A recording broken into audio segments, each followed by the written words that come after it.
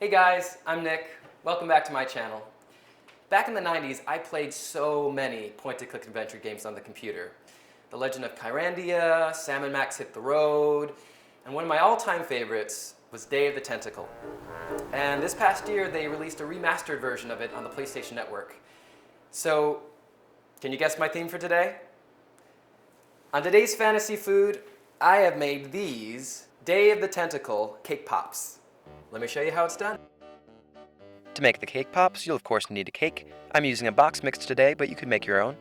To make my cake, I also need 1 cup of water, half a cup of vegetable oil, and 3 eggs. You'll also need some buttercream frosting. I'm using store-bought, but you could use homemade. Some fondant colored in yellow, green, and black. Some powdered sugar, a few tablespoons of vegetable shortening, and some candy melts in purple and light green. You'll also need some cutting boards, some lollipop sticks, an ice cream scoop, a small rolling pin or fondant roller, some circle cutters. I'm using some small round piping tips and cookie cutters, 2 large glasses, a large mixing bowl, and a styrofoam block. The first thing I'm going to do is make my cake, and I'm just going to follow the directions on the back.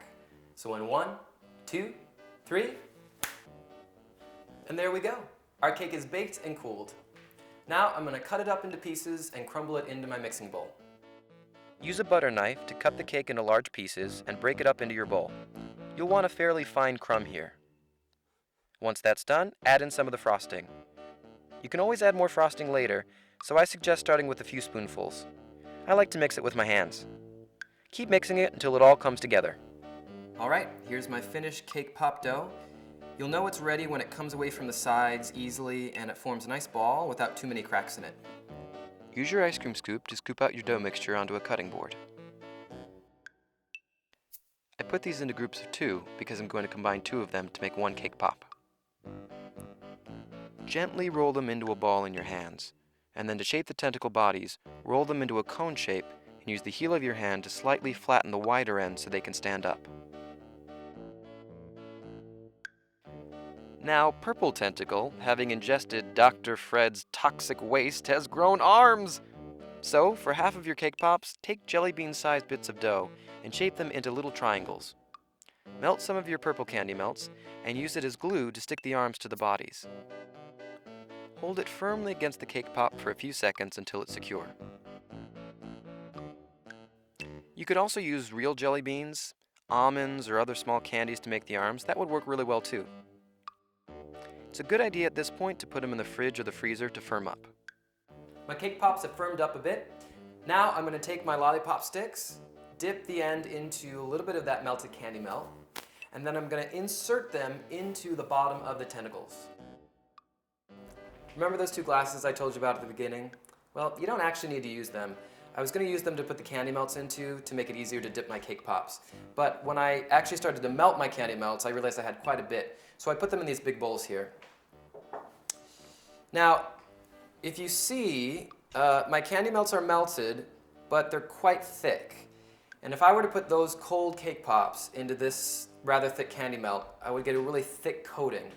And I don't want that. I want something nice and thin. So what I've done is I've taken that vegetable shortening, heated it up in the microwave, and just give that a good stir around.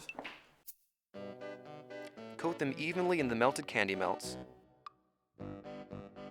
and then pop them onto your styrofoam block to set. Before you dip them into the candy melts, it's a really good idea to freeze your cake pops until they're solid.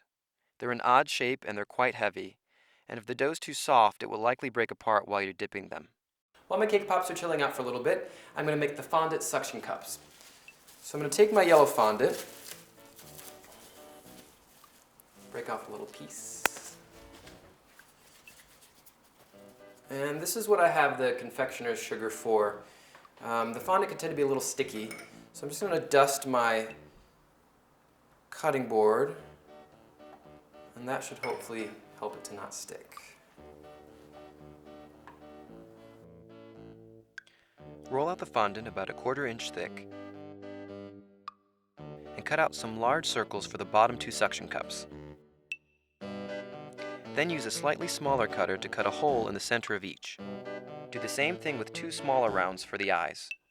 Now when you look at the tentacles straight on, you can't see their body color through their suction cups. So I also cut out some very thin circles of fondant and apply them to the rings with a little water to serve as a backing.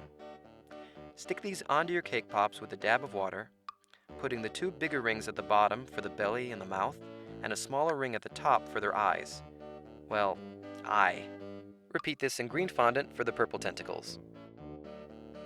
To form the feet of our tentacles, roll out a long snake of fondant and form it into a ring. Set your tentacle body onto the fondant, putting the seam in the back, and then cut off any excess with a sharp knife.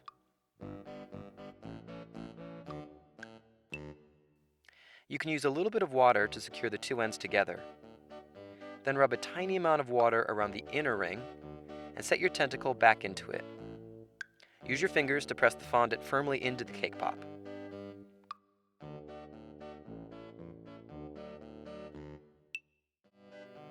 To make Purple Tentacle's menacing eyebrow, take a small bit of black fondant and form it into a wide V shape or like a bird flying in the sky. Again, use a tiny bit of water to stick it right onto Purple Tentacle's eye. Now he's truly ready to take on the world! And here they are, the finished day of the Tentacle Cake Pops. I think they turned out really well. Thank you so much for watching my video. If you want to see more videos like this, please subscribe to my channel. And I'd love to see your own creations. So leave me a comment below, and I'll see you next time.